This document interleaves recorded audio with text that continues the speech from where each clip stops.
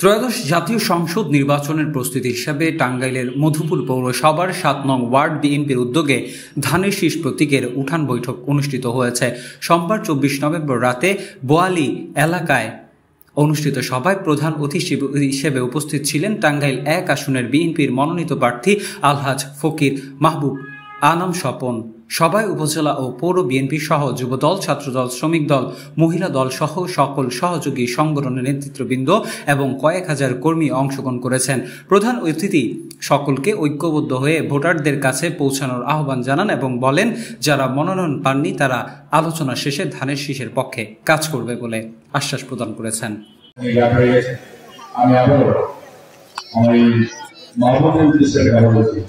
আমরা তাই বলছে রাষ্ট্র কাঠামো মেরামত, যেখানে আমাদের মহাপুরের জন্য বলা আছে, কৃষক ভাইদের প্রয়োজন আছে, শস্যের প্রয়োজনা, ধানের প্রয়োজনা, সারের প্রয়োজনা, এই দেওয়ার চিন্তাধারা এগিয়ে বাস্তবায়ন করতে গেলে আমাদেরকে ধানের সে ভোট দিয়ে আমরা তাই জনগণকে প্রধানমন্ত্রী বানাতে হবে, সরকারকে সরকার বানাতে হবে, আমাদের সমাধান করতে হবে, তাহলে একটা একজন নেতৃত্ব বাস্তবায়ন করতে পারবে।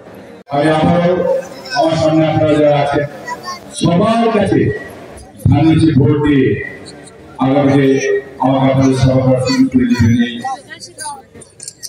প্রত্যাশা রেখে আমি আমার কথা শেষ করছি। যাওয়ার আগে আবারও আমার নেতৃত্ব খালেদা জিয়া আইসিইউতে আছেন, ওনার জন্য আপনারা সবাই দোয়া করবেন, আল্লাহ যেন ওনাকে আইসিইউতে তার দিয়ে আমাদের বাড়ি আছে।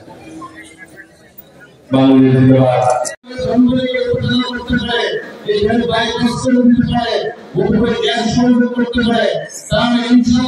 এটা আমার ব্যক্তিগত বিশ্বাস। মধুপুরবাসীর অনেক দিনের প্রয়োজনী মধুপুরকে জেলা করা হোক, আমি বিশ্বাস করি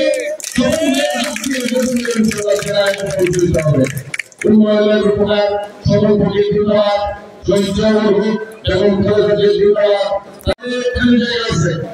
শিল্প কারখানায় ভরে গেলে, শিল্প কারখানায় ভরে গেলে এই মধুপুর পৌরসভা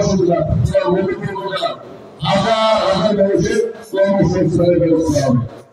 আরেকটি রেকর্ড আছে, দীর্ঘ ২৫ বছর পরিশ্রম করেছে এখানে মামলা মোকদ্দমা যত আন্দোলন সংগ্রাম তার নেতৃত্বে হয়েছে। তাহলে আজকে আপনারা তো আপনাদের কথা রাখেন না। মধুপুর ইতিহাস ঘাটলে দেখা যায় ব্যারিস্টার সালাম তালুকদার দলের মহাসচিব তার মতো মধ্যে ছাতা টাকা তাই করেছে। আমাদের ব্লকে কত ঘোষ আছে মধুপুরের মানুষের নেতৃত্ব দিতে চান, নমিনেশন চান, নমিনেশন চেয়েছেন ভালো কথা।